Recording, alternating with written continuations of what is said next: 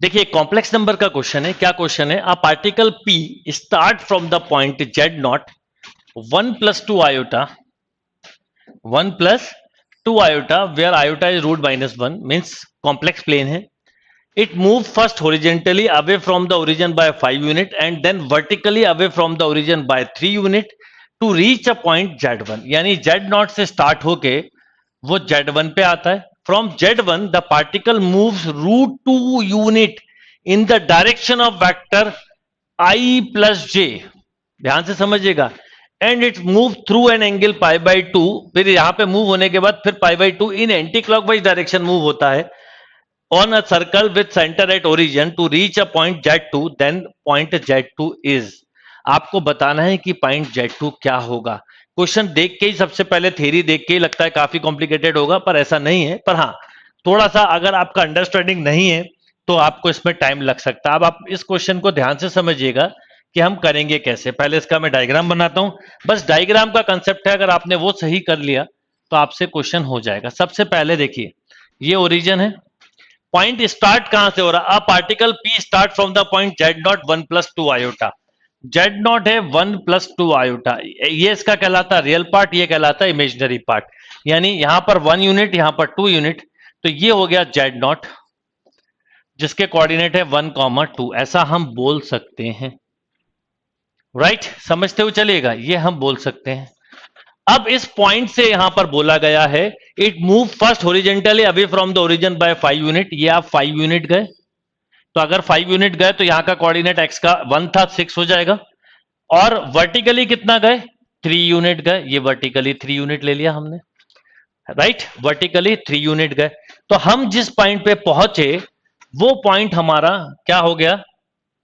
वो पॉइंट हमारा हो गया Z1. यानी ये Z1 है, ये Z1 है. और इस पॉइंट के कोऑर्डिनेट हो गए, क्योंकि 5 यहां जुड़ गया तो 6 और 3 ये जुड़ गया तो 5 यूनिट. यानी इस Z पर आप 5 यूनिट पर हैं. राइट, 2 यूनिट यहां थी और 3 यूनिट यहां पर है. अभी क्वेश्चन कंप्लीट नहीं हुआ, आप समझिएगा थोड़ा सा. अब उसके बाद बोला है Z1 from Z1 the particle move √2 unit in the direction of I + j. I + j का मतलब होता है, देखिए ये पॉइंट है I और ये J, मतलब इस डायरेक्शन में I, इस डायरेक्शन में J, और √2 यूनिट यानी ये हो गया. तो 1 यूनिट आप गए होंगे X की डायरेक्शन में, 1 यूनिट आप गए Y की डायरेक्शन में. अगर इसकी मैं मैग्नीट्यूड निकाल लूं तो देखिए √2 हो जाएगा या I + j हो जाएगा. इस पॉइंट पे आप पहुंच गए.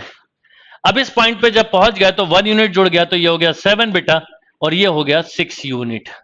अगर मैं इस लाइन को एक तरह से ज्वाइन कर दूं ध्यान से, तो एक तरह से मैं इस पॉइंट पर हूं, इसको मुझे रोटेट करना है. मान लीजिए कि इसका नाम है, क्योंकि Z2 इधर पे रोटेट कर रहे हैं तो हम इसको मान लेते हैं, इसको हम मान लेते हैं पॉइंट को Q मान लेते हैं.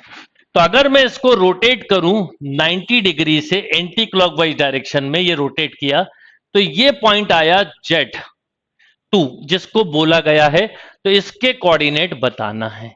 राइट, याद रखना ये I + j है, ये पूरा इसका डायग्राम है. यानी अगर मुझसे Q बोला जाता तो Q का पोजीशन वेक्टर होता 7 + 6i. राइट, Q रोटेट होके यहां आ गया 120 पर.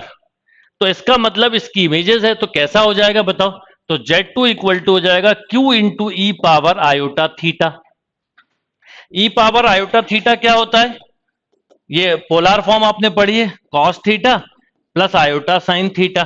तो यहां पर Q के कोऑर्डिनेट तो है 7 + 6 आयोटा, और थीटा आपको पहले से पता है cos π/2 प्लस आयोटा साइन π/2.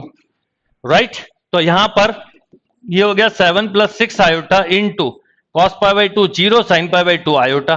अब मैं आपसे बोलूं आयोटा का मल्टीप्लाई कर दो तो आप लिखते हो 7 आयोटा -6, क्योंकि आयोटा स्क्वायर कितना होता है? -1.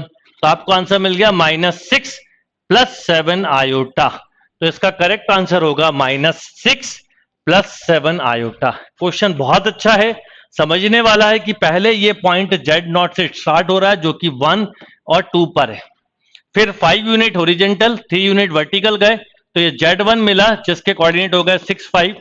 यहां से √2 I + j की डायरेक्शन लेना, यानी 1 यूनिट ये हो गई, 1 यूनिट ये. इस पॉइंट पर आप लोकेट होगा जिसे हमने Q बोला है, और इस Q को आने के बाद आपने 180 डिग्री पे ये सर्कुलर रोटेट किया, बोला ना सेंटर ओरिजिन मान लिया आपने, सेंटर एट द ओरिजिन, तो इसको ओरिजिन मानते हुए आपने एंटी क्लॉकवाइज डायरेक्शन में π/2 रोटेट किया है। तो आपको न्यू पोजीशन बतानी है Z2 की, तो Z2 equal to simple Q into e power iota theta, और थीटा जो भी बोला जाए वो आप यहां पर पुट कर सकते थे। नोट कर लीजिए क्वेश्चन को।